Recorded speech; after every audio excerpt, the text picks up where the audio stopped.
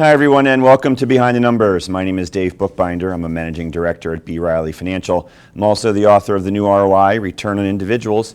And welcome to the show where we dig deeper to understand what matters most in business. Today we're going to be talking about a fascinating topic, that being using behavioral intelligence to drive sales conversions. Pleased to welcome Ben Bressington, who's the CEO of BehaviorSales. Ben, welcome to Behind the Numbers. Hey, thanks. I appreciate being here. It's my pleasure. Ben, tell the audience a little bit about you. What's your background? So my background was in law and criminology. So I was getting trained by government agencies on how to profile people and profile individuals from a criminal perspective. And then what I didn't realize is that I'd end up flipping that script and applying criminal profiling to communication for sales and marketing to create more engagement and to really work out if those sales scripts that we're using creating resistance and repelling people, or it's actually attracting people. And it's led down this quest of now being able to help people, what we call hack their conversations to have more persuasion. Yeah, and this is a universal skill set that I think everybody can benefit from, because whether you are actually selling a service or a product, or just pitching an idea, or even if you're trying to sell mom and dad the idea of staying out late on a weekend, you're in sales. We're all in sales. So let's start by identifying what exactly is behavior intelligence, Ben. So behavioral intelligence does a whole lot of things, and it analyzes the tonality, the linguistics, so like the words you say, and it interprets that. Because there's a lot of the times, for example, here's a basic example. You ask somebody, how was your day? And they're like, it was okay, right? And most people would be like, all right, cool, they had an okay day. But what they didn't realize is there was some body language there that indicated a disagreement with the words that came out of my mouth, as well as there's a lot of hidden emotion in the way that that was delivered. And we found that most people have actually become ignorant to the little details of communication. So behavioral intelligence analyzes your communication from your words to your body language and gives you feedback on exactly what's going on and possibly what you missed. Like, was I sad? Was I frustrated? Was I disgusted? Did I disagree with what I was saying and you missed the subtle body language? That's what behavioral intelligence is all about. It's about giving us that feedback loop on what's the emotional intelligence here? What's the emotion behind what's being said that I may not have been able to interpret or I may have missed? Does that make sense? Yeah, maybe let's talk a little bit about body language signs. When you talk about those greetings, how was your day, or how are you doing, and someone says, oh, I'm living the dream, I think we all understand and can detect the sarcasm within that statement. But for those more subtle responses to your point, how do you start to identify these body language signs, Ben? What are you looking for? Yeah, there's three core ones we found, and particularly in the world of Zoom and video conferencing in today's world. There's three simple ones we teach people to focus on and to be aware of. And remember, you're not detecting lying, you're detecting deception or disagreement. And the thing is what you have to be aware of is the body is always communicating the truth that's real to that person.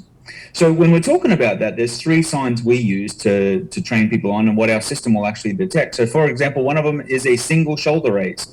So when I answered the question, how was your day, right? I said, oh, it was okay, right? This single shoulder popped. It can be any shoulder and it doesn't matter. It just pops, just lifts just slightly. And most people may miss that. And that means that I'm literally disagreeing with the words that are coming out of my mouth. So what most people may say is when they go, oh, it's okay, and then they'll move on in the conversation. So rather than saying, well, what did you get up to today? How did your day make you feel? Rather than asking some probing questions to get more context. Does that make sense? It sure does. Yeah. So, and then there's another one, which is a great one for people to watch. It's used typically around when there's objections or withheld opinions, and it's usually what we call the lip compression. And it means people are literally rolling their lips back and saying no, or it looks like they're biting their lip, right? They're holding their lip and they're literally holding their mouth shut because they're resisting saying something to you, which typically in a sales conversation is connected to an objection or they're not agreeing with what's being said.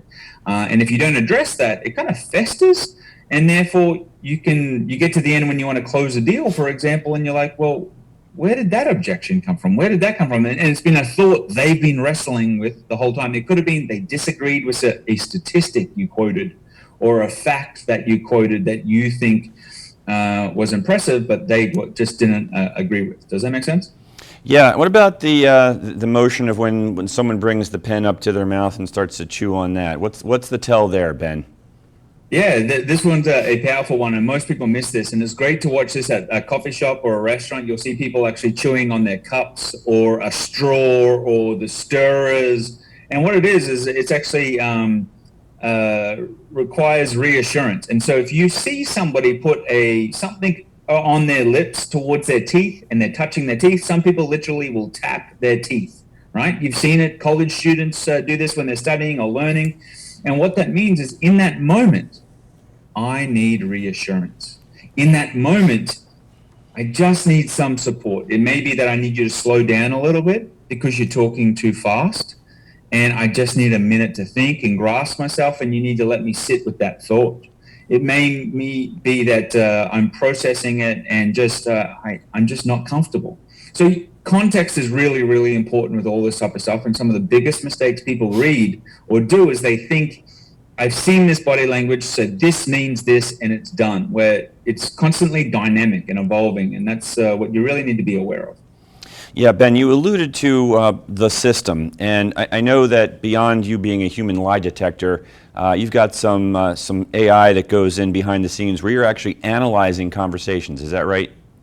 Yeah, correct. Because one of the things I realized is like most of the people who are on my team, and when we were building a sales team, didn't want to spend the 3 years getting trained by CIA interrogators on how to read body language and do this type of stuff. So I'm like, would it be possible for me to be able to create some software that listened to your call or analyzed your calls after the fact, and within a few minutes showed you what you missed, showed you the body language you missed, showed you the emotion that you went through? So for example, there was a call we analyzed the other day to give people some real context. And it's a salesperson who was pitching, but the salesperson was pitching from the emotion of boredom.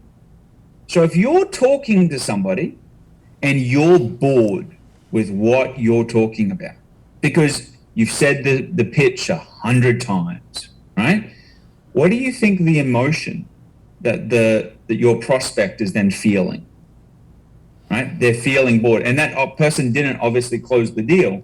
But what they didn't realize is that they were just so bored with the sales pitch that they were losing deals because of the emotion in which they were communicating from. And it wasn't until we brought their attention to it that they were able to then resolve that issue and maintain some excitement and interest. Does that make sense?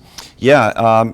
Any other advice you may be able to share about, similar to that, where you found that the salesperson was coming from an emotion of boredom? What else are you finding when you're analyzing these conversations?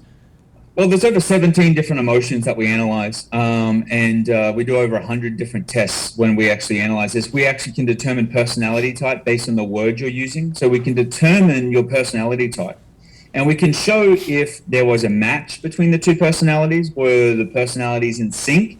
So as a salesperson or as a communicator, you need to be able to adapt your communication to the person you're speaking with. And that's where a lot of people really struggle because they've got their personality style and they only deliver it one way, which means they're missing 3 and 4 people. So we can show you how well you're in sync. We can show you if you even had influence. And this is one of the really interesting ones is like, did you have influence over the person you're communicating with? Because one of the things we find is if you don't have influence over the person you're communicating with, when it comes to closing that person, closing the deal, you rely on external motivators. So things like dropping the price, giving away more stuff. This is when the salesperson starts negotiating with themselves just to try and get the prospect to take action. Does that make sense? Yeah, it sure does. Ben, why don't you tell the audience how they can connect with you if they want to learn more about you or work with you? Yeah, connecting with us is very simple. They can check out BehaviorSales.com, or you can send an email to help@BehaviorSales.com. You can spell it the English or the American way, and our team will be able to connect with you, answer your behavioral questions, answer your personality-based questions, and help you really start to improve your sales conversions.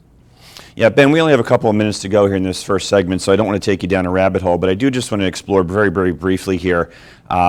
Zoom in this new environment that we're finding ourselves, where most of us are doing the preponderance of our meetings, I would say, on video. What are the things should we be looking for when you've got all the different distractions of maybe 2 or 3 different people on the same screen? How do you know if you've got people's attention and you're influencing them? Well, that's a big thing to watch for. And one of the things I'd recommend to salespeople is if you aren't recording your calls, your Zoom calls, do that. Because most people, they'll even tell me, yeah, I've been recording them. And I say, well, how often do you watch them? And they don't watch them. They don't listen to them. They don't replay. They just replay what they thought happened. And that's not always the same as what actually happened. So one of the big things I'd say to people, if you aren't reviewing your calls and reviewing your conversations and start to become aware of what you're saying, how you're saying it, and you'll be quite surprised with when you watch a recording or listen to a recording, for example, you'll be like, oh my God, I said 50 times. Oh my God, did I really express that in that tonality? I would be disgusted. It's one of the fastest paths to success in improving your conversations is just listening to a few of your sales recordings. And I'd highly recommend creating a folder where you can store your best call recordings. That way you can listen to, and it helps keep you engaged, if that makes sense. That's great advice. Ben, don't go anywhere. We're going to take a quick commercial break here. For you watching and listening, you sit tight. We will be right back on Behind the Numbers after this quick break. All right, ladies, that is a wrap for today's Talk 65. Now that we're done filming, we wanted to talk to you directly. Do you have any questions about maybe some of the topics you've seen on one of our shows? Or are you new to Medicare or just need help understanding your options for Medigap, Medicare Advantage, or prescription drug coverage? Annette, Patricia, and myself are licensed health insurance brokers that specialize in everything Medicare. So give us a call. We're here to help. Cheesy grooves.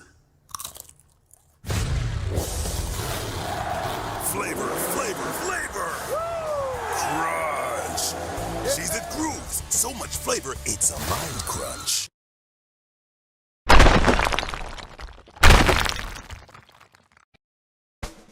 Let's face it, lawyers get a bad rap. I'm Erin Brucey, host of Legal Breakdown, where we dissect legal topics for the everyday viewer, with a mix of interesting guests to talk about current events and hot legal topics. Let's work together to make the law accessible and relevant to everyone. Catch us every week on RVN Television.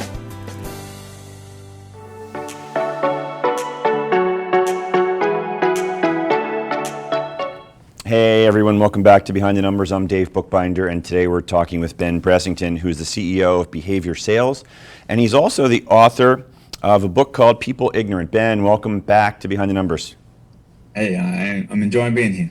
It's our pleasure. So I was just telling you during the break, I actually buzzed through your book this weekend. I read it very quickly and intently because it was fascinating to me. And in the book, People Ignorant, you talk about those sales types that you alluded to. Why don't you share with the audience a little primer on the different personality types and maybe how we can interact with them and identify them? Yeah, so a lot of people have done a personality test and they found out something about themselves, and they were like, well, that was cool. But the reality is I wanted to take it one step further. I'm like, well, how do I actually use this stuff in day-to-day life so I can be a more effective communicator? And I realized we had to simplify things down quite significantly. And we realized that there was 4 core personality types. And what's really key to this approach is that we realize that people have 2 types of personalities, right? One is it's all context driven. And so you've usually got a primary and a secondary personality type. And in this model, this works very, very well. And I can literally make anyone a master of personality in less than 5 minutes. So what I'll do is I'll tell you real quick what the 4 personality types are and how you can apply them. And I'll share some stories with you that'll help you visualize each of these, and you'll see it straight away. So we call it the bird behavior model because there's 4 birds. We have the peacock, which I call Vegas, because just like Las Vegas, Nevada, it's all about glitz, glamour, and they want to be famous. Think of the TikTok celebrities or people on Instagram, that Insta fame they're looking for. They want recognition, they want praise, they want acknowledgement. Next, We've got the peacock. We've got the pigeon. The pigeon is what I call tank, because this person is a slow person to make a decision, but this person wants to make everybody happy. This person's usually a little indecisive, and not necessarily the person you want to take to the Cheesecake Factory, because they'll be the ones who'll ask the waiter to come back and then come back again while they're changing their mind 100 times. We've all been there. We've all had lunch with that person. Yes, we have. Next, we've got the eagle, and I call eagle liberty, because they're all about getting results fast. They want to take action. They're the ones that will run towards the fire, and they don't really care if they're running into danger, because they just want to get the results. They want achievement. They want authority. They want to be in charge. They want to be the boss, and they hate losing with a passion. That person is usually very direct. I'm sure we've been around them. They may have been a manager from time to time, and they'll kind of tell you how it is, and they forget that you're like, oh, that cut a little deep. This person kind of struggles sometimes with that emotional connection with individuals, and you need to be aware of that. And then the last one is what we call the owl. The owl is the thinker. This is the person that would rather be right than rich. This person loves studying the details. They will pull out the engineering blueprints for everything and go. They want to understand how it all works. They want to understand every review. They want to understand every research paper that's ever been written about this type of stuff. And when they literally tell you they want to think about it, they seriously want to think about it. So one of the questions you need to ask that person is, hey, what's your decision-making process when you go through this? And how long does that usually take? So you can then understand their timeline. This person hates change with a passion.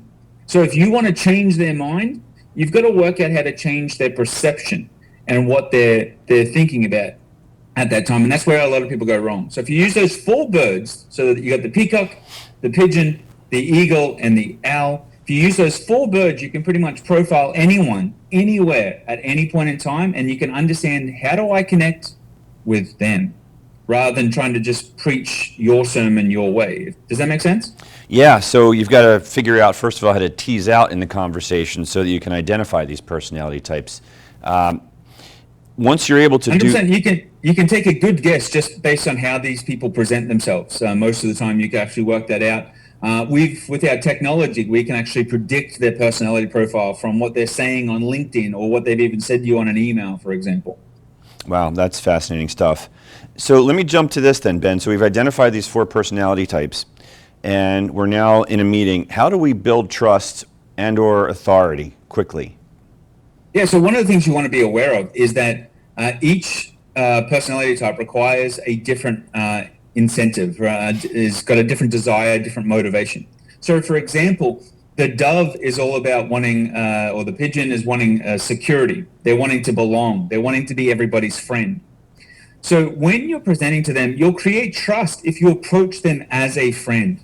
You'll create trust and rapport with them very quickly if you're not asking them to change or make rapid decisions, and you're not causing a disruption to their world of peace. And this is what a lot of people misunderstand, where the eagle is wanting to take fast action, fast decisions. They want to talk about ROI, right? So we need to approach the eagle understanding that. But if we approach the dove person who scares very easy, just think of a pigeon in Central Park, right?